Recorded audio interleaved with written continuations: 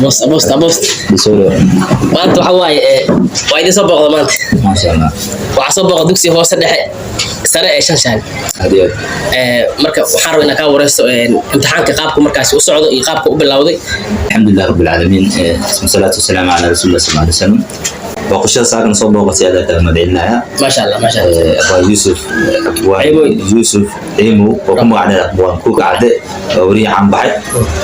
ما شاء الله هذا ما يسوى شهاد ويدي سيدا وقد قالوا امتحانك حوف لي سنة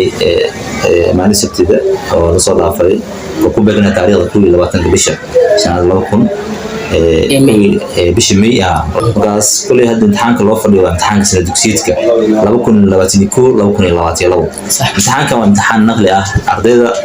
waxay gudbayaan fasalkii koowaad ahaa waxay gudbayaan labaad kii saddexaad ahaa afraad oo gudbaya kii shanaad ahaa lixaad oo noqonaya markaas saas waa imtixaanka saas ku socda 22 bishii ayaa marka maanta waa maalintii oo saddexaad waa imtixaan maalintii saddexaad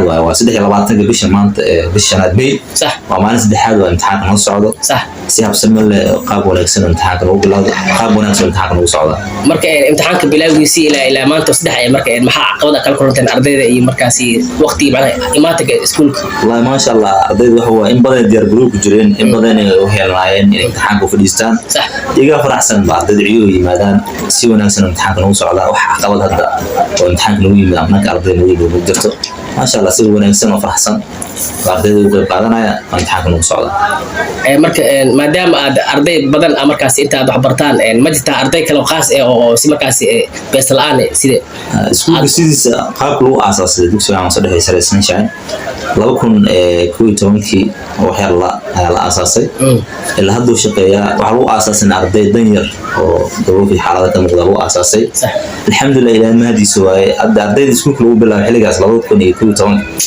oo bilaawda horaanteeda ardayda lagu bilaabay sanadkan wuxuu fadhiisanay imtixaankii form 4 ay ku noqon lahaayeen oo ardayda iskuulka lagu bilaabay qaar waxay u badan yihiin danyar u badan yihiin qaar iska dhexdhexaada laakiin danyarta u badan marka iskuulkana asaab ku dhisan danyarta inuu caawiyo